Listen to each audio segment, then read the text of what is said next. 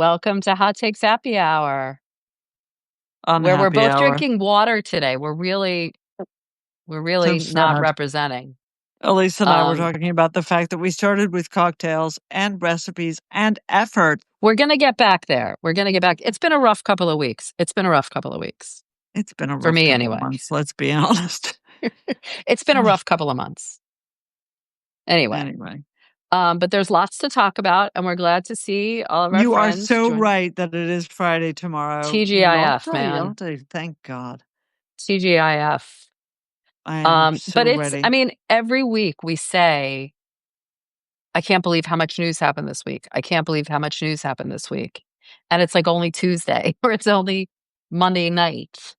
But let's start with the beginning of the week and this conference that happened at the United Nations, sponsored by Saudi Arabia, unsurprisingly, and France, about recognition of a Palestinian state. And so there were about 147 countries that were there.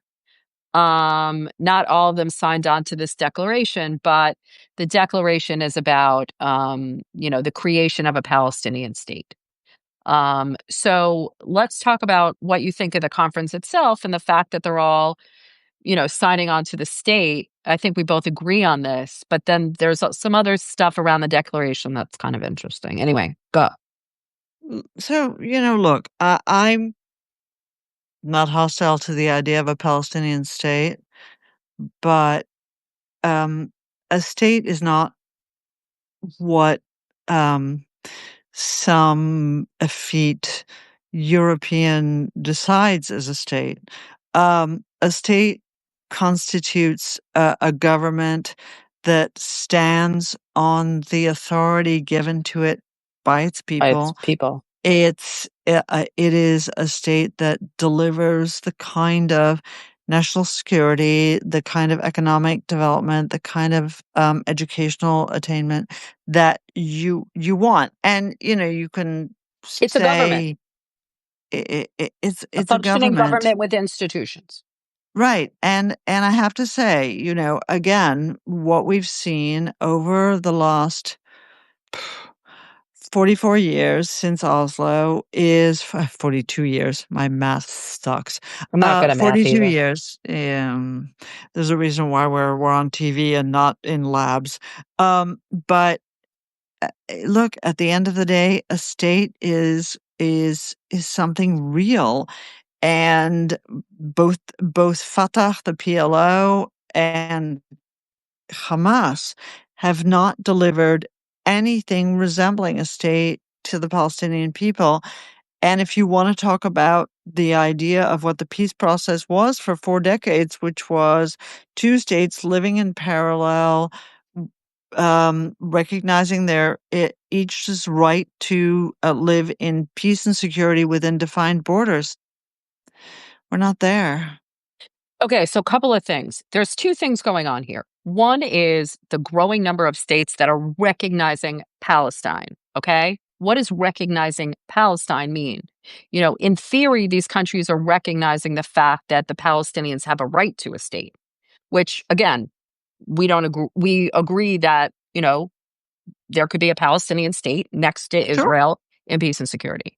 But recognizing a Palestinian state right now, what the countries are saying is you have to end the war in Gaza. And because you're not ending the war in Gaza, we're going to recognize the Palestinian state, almost like it's a punishment against Israel. But it A does punishment nothing. against Israel for having been attacked by a terrorist. Well, and also, what is it? First of all, the idea that you're punishing Israel and rewarding Hamas, which is not doing anything for the Palestinian people. And frankly, Hamas doesn't want a Palestinian state. They like the status quo just fine, thank you. Secondly, it doesn't do anything for the Palestinians. Okay, it doesn't give them a state. It doesn't force Israel to give them a state.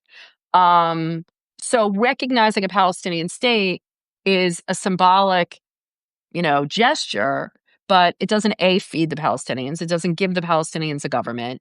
I understand the concept, but it doesn't. It's a meaningless, empty gesture. It's like a Right. diplomatic empty suit.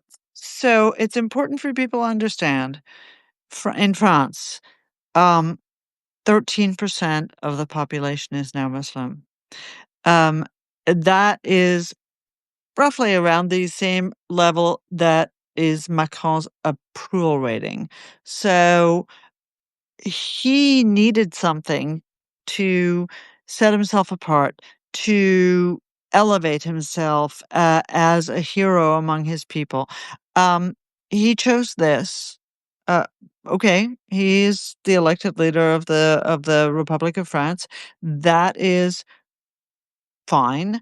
Um, but what was his real purpose? His real purpose had nothing to do with the rights of the Palestinian people. His purpose had to do with his own electoral fortunes and his desire to stand up to the resurgent right, which supports the state of Israel. And And well, that's true on Macron, but I wanted, as of March and 2025. Starmer.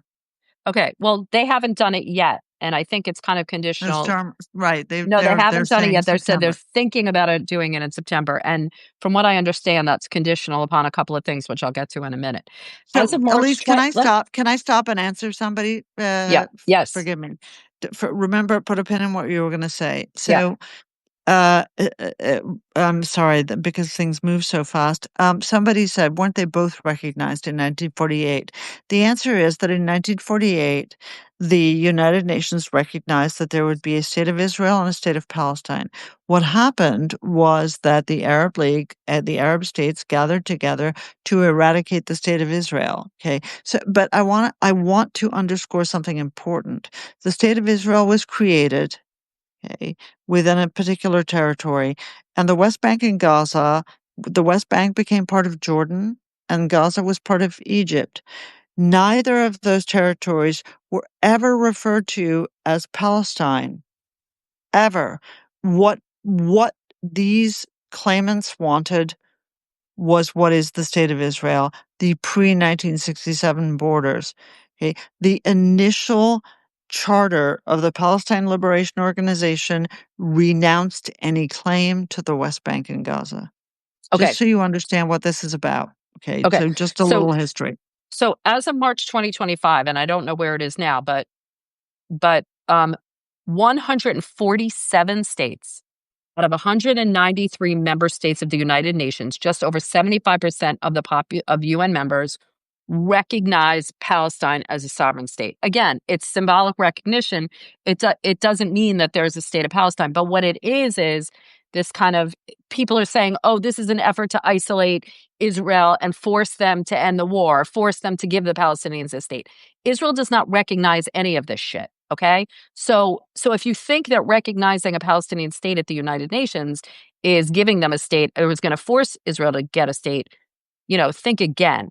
So there were 122 countries in attendance at the UN, and I don't know if you read the declaration, but the declaration is very interesting because the declaration is a lot more meaningful that came out of the conference, Then a the lot more posturing. meaningful than the posturing. So the declaration is about all of the things that need to go in to the creation of a Palestinian state. There have been working groups. The Saudis, to their credit, have been working on working groups for, the better part of I don't know, a year.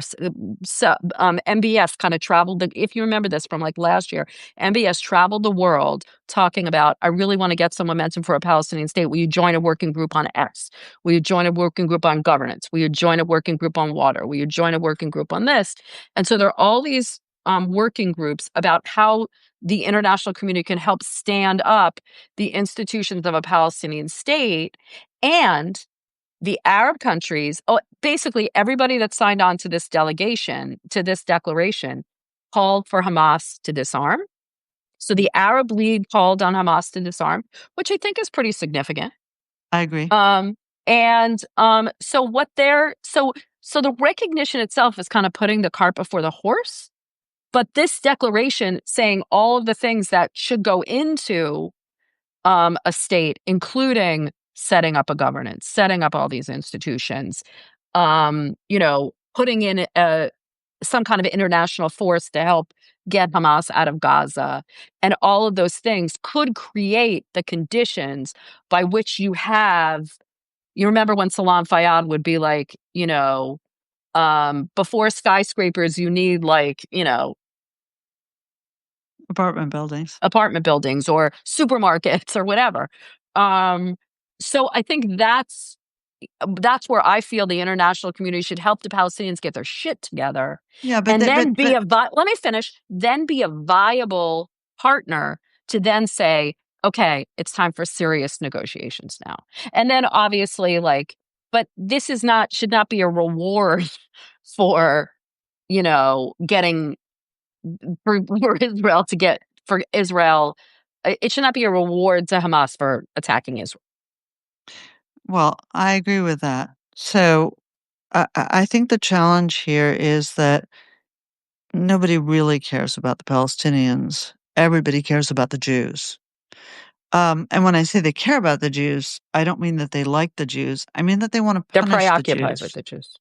They're preoccupied with the Jews because the Jews don't have the right to anything, of course. But let's be honest, right? What the Palestinian Authority and Hamas have done to their populations is nothing but oppression Yeah, of women, human rights violations, political crimes, uh, not that corruption. denial of right. There has not been an election in since 20, 2006. 20 Again, years, we're not good at math. 20 years. Coming on 20 years. Yeah. No, it was 2004, It was 2005, 2006, was it? Oh, it was 5, 2005. You're right. You're right. You're right. 20 years, 20 years. We can do that math. There hasn't been an election since 2005. Okay.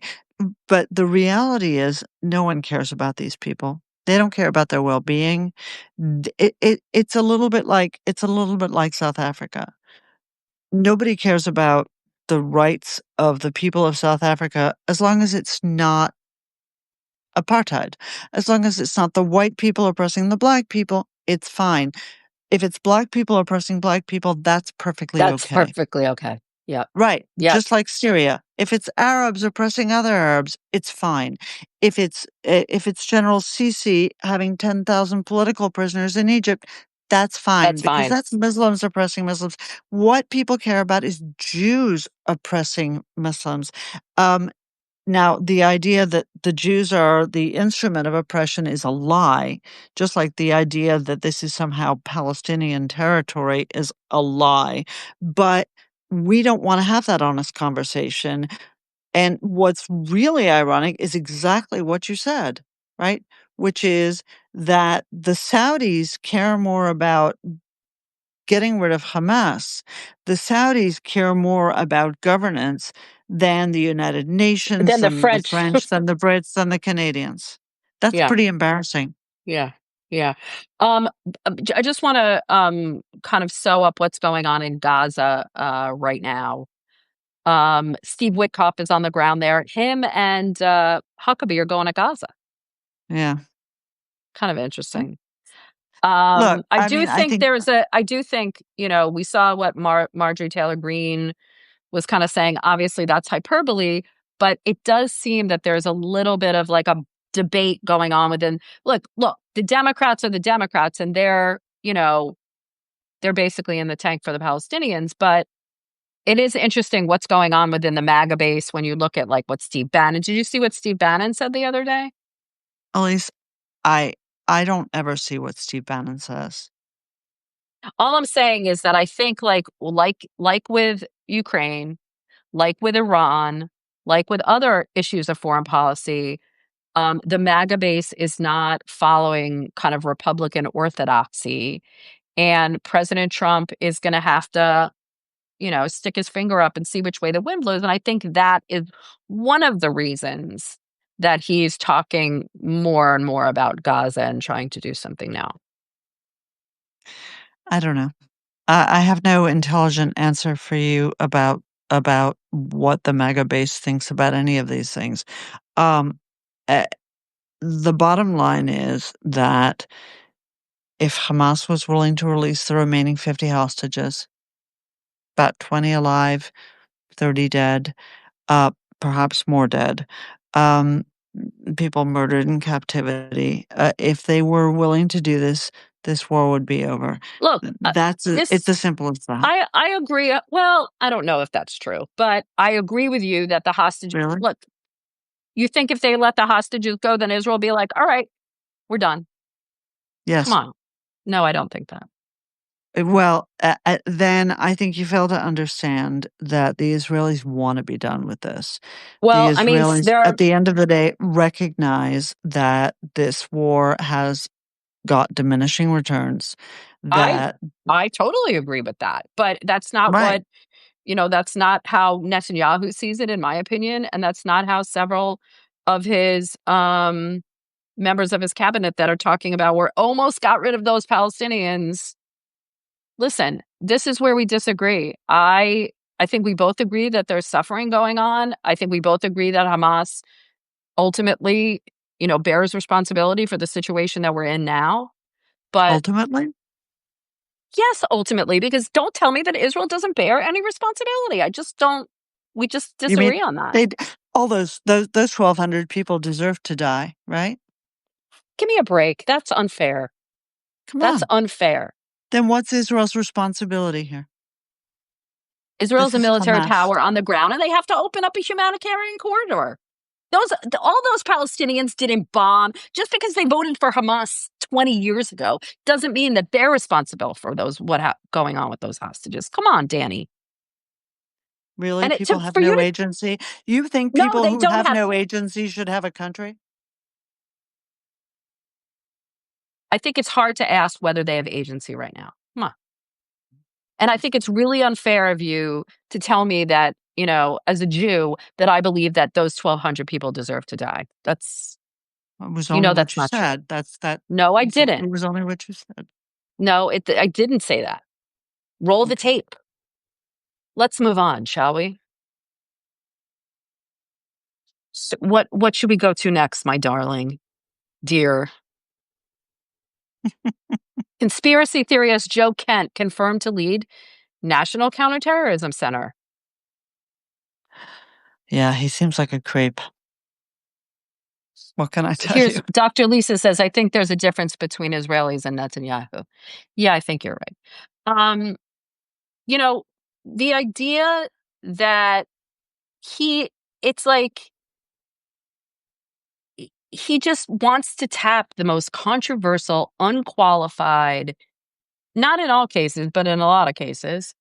Um, I just think like this guy is a former Green Beret, responsible, credibly accused of brazenly trying to politicize intelligence. All Senate Republicans voted for him. Why don't Senate Republicans have any backbone whatsoever?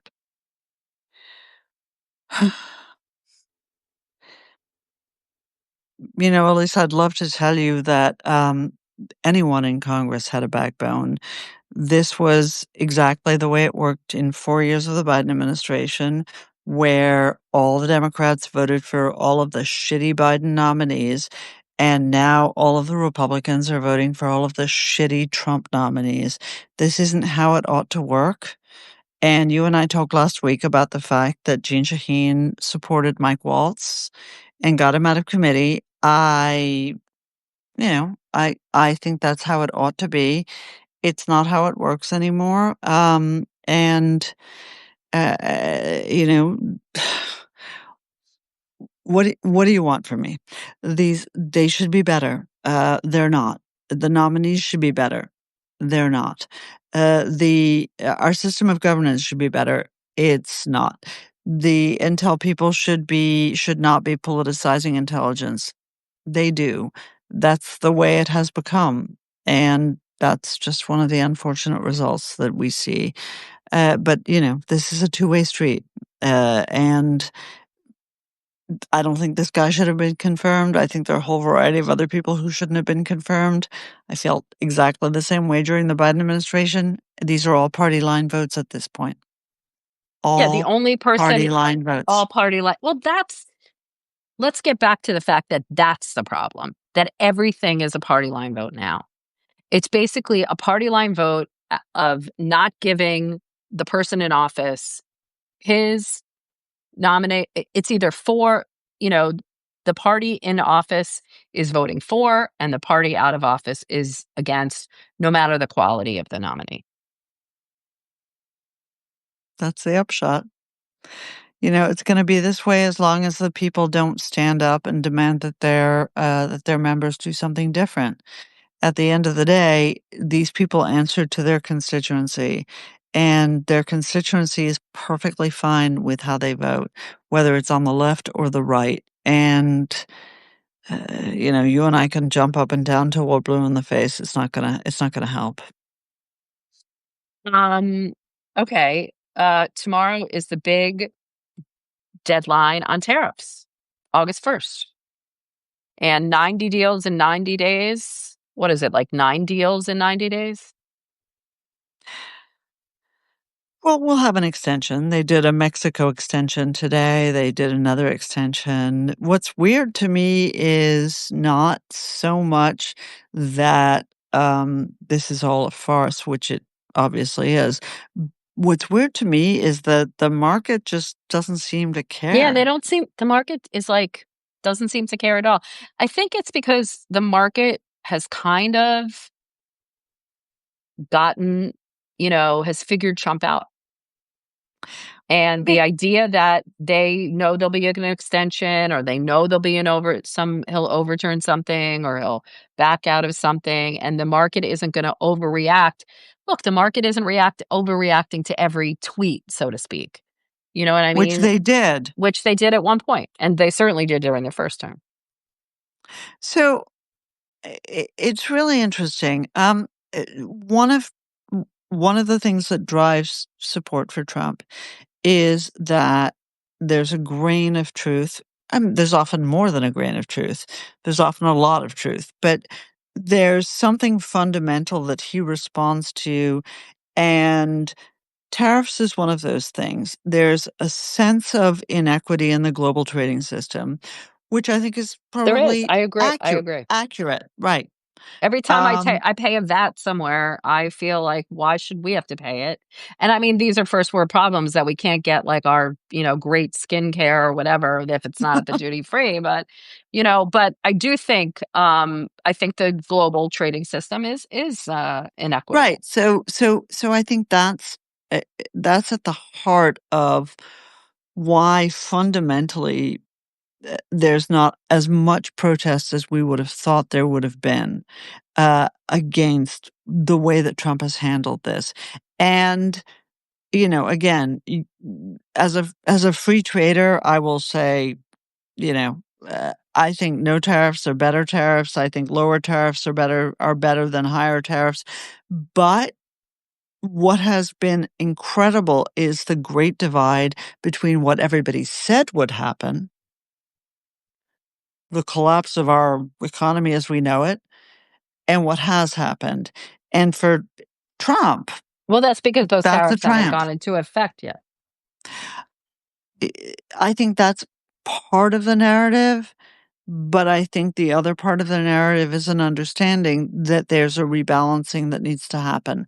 I think there's an understanding that the rules of the road that we hoped would be effective in the sort of halcyon days of the mid-century when we started to form these systems are not, in fact, as effective or as fair as we had hoped that they would be, that they create inequities in a variety of places, including in America, and that, low tariffs benefit certain people and hurt certain people. So, look, um, uh, none of this is good governance. Um, uh, the question is only whether it's good politics, and Well, I would say no, you would say no. But, and also, I I mean, the public would differ. I mean, the idea that, you know, it's all kind of I und while agreeing that there needs to be a more equitable kind of balance, um, I think it's a lot of it is driven by this kind of sense of Trump's grievance against other countries that we're not being treated fairly. That's true. But it also is not taking into account, like, allies and relationships that we've had, like, what is it gonna do to Vietnam to okay, so they slashed it from 46% to 20%. That's still gonna kill Vietnam, okay? Or So, Japan. to be fair, it's not gonna kill Vietnam. But, yeah, I see what you're Okay, but you see saying. what I'm saying? And then Japan, I mean, I just feel like it's there's equitability, and then there's kind of a strategy of, okay, let's do a formula where, what is the trade imbalance? How important is this country to our relationship? What's their economy? What is this going to do to the economy? It's like everything else. Cutting the cuts in government, the slashing of these government agencies. It's like it's just done without any kind of care or any real kind of strategic mindset. Right, but what sets the stage for that? Uh, th what sets the stage for all of this? What sets the stage is that we don't do anything for a long period of Yeah, time, right? that's true. So we don't fix the fact that the State Department was built during the Cold War, that they've added 13,000 employees in the last 15 years, and and no one has said, "Uh, what's going on?" Right. What sets the stage? These are overcorrections. Right, We haven't done a fundamental right, reassessment of the global right, trading system, and so what right. happens is you set people. It's like immigration. Yeah, yeah, If we had fucking fixed this problem 20 years that's right. ago, 30 years ago, 10 years ago, then there would be no appetite for this kind of drama. But because we didn't do it, because we always waited for the crisis, there is an appetite for it, and this is what you see, right? But, to be fair to Donald Trump, this is what happens in the stock market, right? You have a bubble. Everybody invest, they want more, it grows and grows and grows, and then there's a massive correction. And that's the period we're in now. We're in a correction period. And what happens is the good gets dragged down with the bad when there's a correction. We are seeing that. We are seeing our allies getting screwed as well as our adversaries. And all I can hope is that at the end of the process, our adversaries get screwed harder than our allies. I think that's what we all hope. Yeah, no shit. I know. Listen, none of this is pretty. Then again, if we had good governance, and I don't just mean Donald Trump, if we had good governance, it might be prettier because we would have people who are making decisions. My boss years ago said to me, um, Jesse people Helms? who make no, in this case, just at AEI, Oh, my beloved, dear friend David Gerson said, people who make good decisions make a lot of decisions, right? And not all of them are good. Just the majority, because you have to make decisions, and we go for decades without making decisions. This is the NATO story, Elise. This is yeah, what you and I talk about, right? right. That they all free ride on us for decades until Decades. someone says, "What the hell are you doing? Stop." Right? But I mean, Well, it's not, this is the story of all of I these will give problems. credit to Donald Trump on this. It's not like other people haven't tried to do something. They No, just weren't Obama able to. tried. Right. Everybody tried, Yep. but nobody succeeded. Yeah. Anyway, we're just being late July kinda, Last minute Charlies. grumpy and grumpy.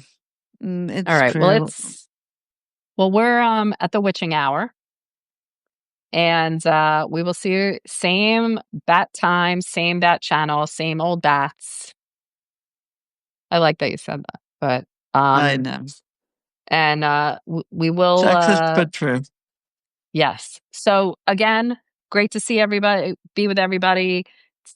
Send us some thoughts about what you think about today, about what you want to hear about next week. Cocktail recipes, because obviously we could use them. We're not Yeah. inspired right now. And look forward to seeing everybody next week. Bye.